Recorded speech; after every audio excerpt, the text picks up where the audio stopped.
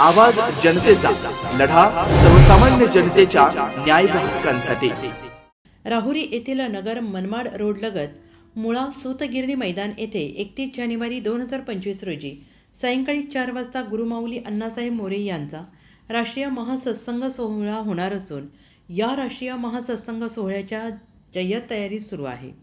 मुळा सूतगिरणी मैदान येथे या सोहळ्याच्या पार्श्वभूमीवर मुळा सूतगिरणी मैदानावर भव्य मंडप, व्यासपीठ, पार्किंग व्यवस्था आणि अन्य तयारी वेगाने सुरू आहे। या सोहळ्याला जिल्हाभरातून सेवेकरी उपस्थित राहणार आहेत।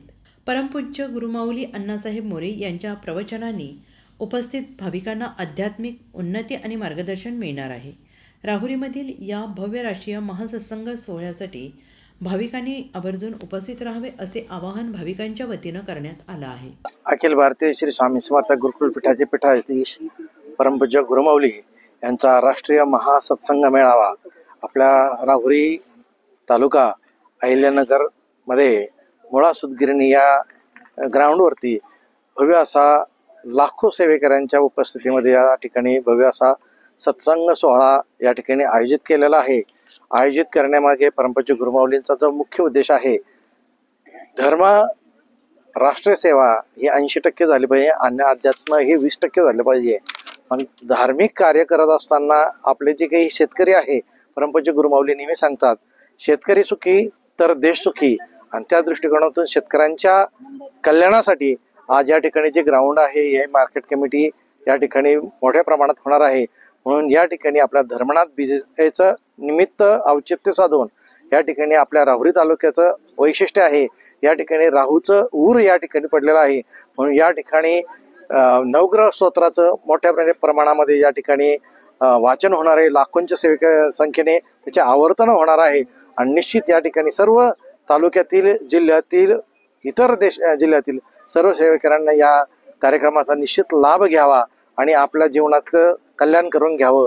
त्या ठिकाणी सर्व जे काही स्तोत्रांचं पठण होणार आहे, जेणेकरून आपल्या ग्रहांचे जे काही दोष आहेत ते दोष निवारण्यासाठी या कार्यक्रमाचं आयोजन केलेलं आहे। आणि या ठिकाणी आयोजन कमिटी जी या ठिकाणी सर्व राहुरी तालुक्यातील सर्व सेवेकऱ्यांची आयोजन कमिटी आहे, या कमिटीने हा सर्व कार्यक्रम आयोजित केलेला आहे। धन्यवाद। श्री स्वामी समर्थ। माझी तयारी जवळपास 90% पूर्ण झाली आणि जनतेला जे आमचं आव्हान आहे की ते सर्वप्रथम जास्तीत जास्त गावकरी, सेवेकरी, शेतकरी यांना सुस्थितीत घेऊन यायचंय, सुस्थितीत पुन्हा पोहोच करायचंय। या ठिकाणी ते आल्यानंतर त्यांना गुरुमाऊलींचा प्रत्येक शब्द कळला पाहिजे, समजला पाहिजे, याची काळजी जबाबदारीनं सर्वांनी घ्यायची। हे सर्वप्रथम नियोजन आहे। जो कोणी एकदा परमपूज्य गुरुमाऊलींच्या सान्निध्यामध्ये आला, त्याने जर ते 2 शब्द म्हणून ऐकले तर आतापर्यंत अनुभव आहे की त्याच्या जीवनाला त्या दिवसापासून एक वेगळा अर्थ येतो आणि त्याचं जीवन परिपूर्ण होऊन तो एक सज्जन, एक जबाबदार सेवेकरी आणि माणुसकी धर्मातला एक भाग होऊन जातो। श्री स्वामी समर्थ। 31 तारखेला जो आयोजित केलेला परमपूज्य गुरुमाऊलींचा मेळावा आहे, ह्या मेळावा धर्मनाथ बीच ह्या दिवशी होत आहे। म्हणजे आपलं हे तालुक्याचं नव्हे तर राज्याचं परम भाग्य आहे की धर्मनाथ बीचच्या दिवशी आपल्याला माऊली इथं भेटायला येत आहेत।